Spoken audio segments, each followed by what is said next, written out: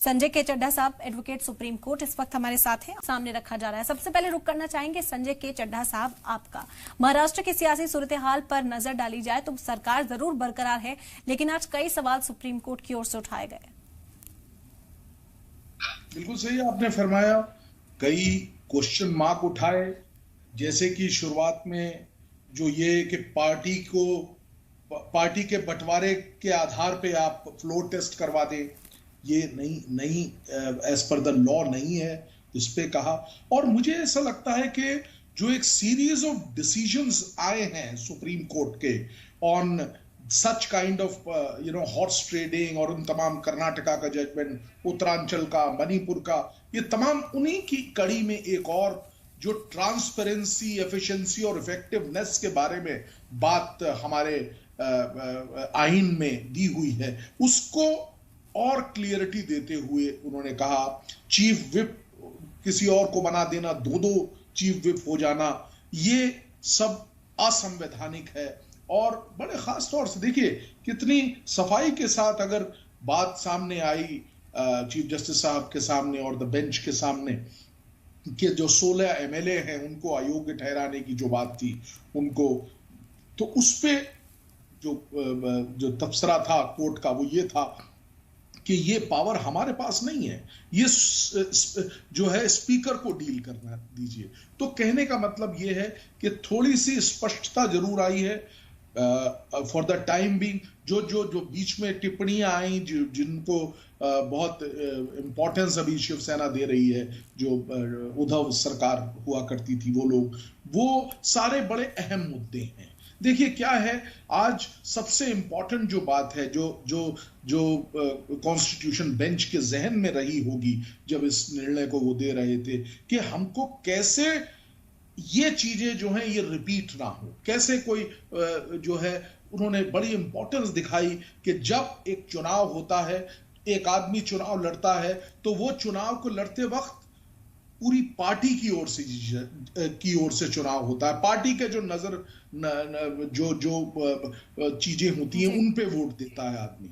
और अगर ये एक इंडिविजुअल विधायक का इशू नहीं है तो कई सारे पॉइंट उठे जो दोनों पक्षों को इमीडिएटली कोई डेंट किसी भी पार्टी को नहीं लगा है, लेकिन सर्टेनली जो इशू है वो बड़ी बेंच को दिया गया है। मुझे ऐसा लगता है कि उसमें भी कोई लॉ डेवलप जरूर होगा। बिल्कुल। संजय साहब, आपका रुख करना चाहेंगे सबसे पहले, अभी ये मामला 7 रुकनी बेंच को दे दिया गया। फिलहाल जिस तरह का तबसरा आज सुप्रीम कोर्ट ने किया, कहा था कि अगर जल्दबाजी ना होती, हड़बड़ी ना होती तो फैसला कुछ और भी आ सकता था आज।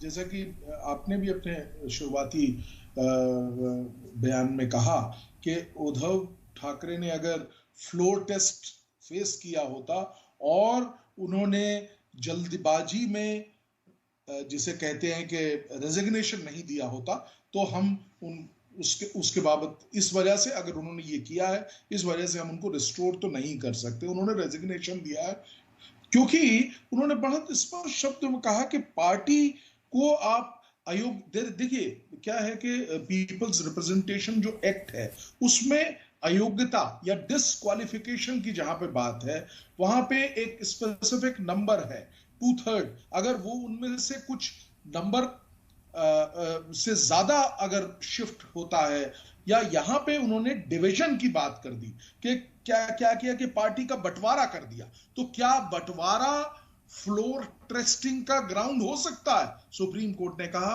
यह सही नहीं है, और बंटवारे की वजह से फ्लोर टेस्टिंग का होना, तो बात इसमें कितनी बड़ी है, इसके अंदर अगर हम जाएं, इसका मतलब जो उस वक्त फ्लोर टेस्ट का ऑर्डर गवर्नर ने किया था वो गलत था। आप ये देखिए कितनी बड़ी बात है, स्पीकर और गवर्नर दोनों को टच करके क्रिटिसाइज करने का भी अगर हम इसको इंटरप्रिटेशन देखें तो ये इंटरप्रिटेशन भी है इसकी, इस जजमेंट की। फ्लोर टेस्टों के जो नियम हैं उनको ही फॉलो करना चाहिए, किन परिस्थितियों में कौन सी ऐसी ओकेजन्स है जब फ्लोर टेस्टिंग होनी चाहिए, उनके कोर्ट के हिसाब से सुप्रीम कोर्ट ने बड़े स्पष्ट शब्दों में कहा ये सही वजह नहीं थी फ्लोर टेस्टिंग की।